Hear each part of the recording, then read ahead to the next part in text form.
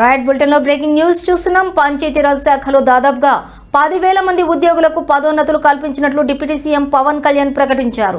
మంగళగిరిలో పంచాయతీరాజ్ గ్రామీణాభివృద్ధి శాఖల ఉద్యోగులతో నిర్వహించిన సమావేశంలో ఆయన మాట్లాడారు. పల్లెలే దేశానికి వెన్నెముకగా ఉండటంతో పంచాయతీరాజ్ శాఖను ప్రజల సంక్షేమం కోసం తీసుకున్నానని చెప్పారు.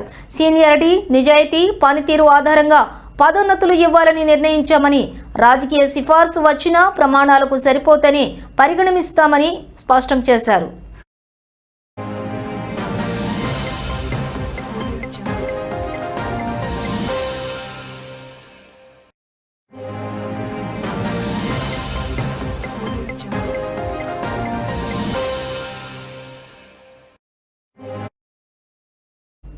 ఇక పదోన్నతి, ఉద్యోగి కుటుంబంలో పండుగ వాతావరణం నెలకొంటుందని తెలిపారు.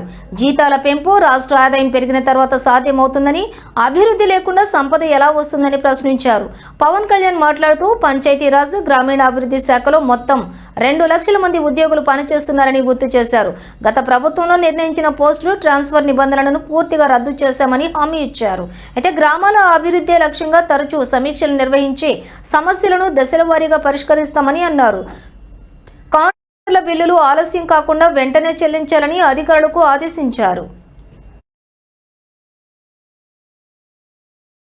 ఇదే స్ఫూర్తితోటి గ్రామాల్లో అదే మీరు తీసుకెళ్ళాలని మేము కోరుకుంటున్నాను.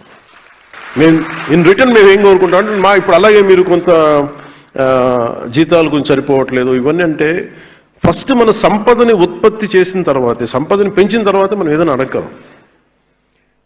ప్రతి ఒక్కరు ఇప్పుడు ఏం చేశారు, కొన్నిసార్లు ఆర్థిక పరిస్థితి కూడా ఎట్లా అయిపోయిందంటే, మనం పని చేయకుండా, ఏ అభివృద్ధి చూపించకుండా, ఇన్ఫ్రాస్ట్రక్చర్ డెవలప్ చేయకుండా, ఇన్ఫ్రాస్ట్రక్చర్కి అసలు డబ్బులు పెట్టకుండా ఎలాగ మనకి సంపద పెరుగుద్ది?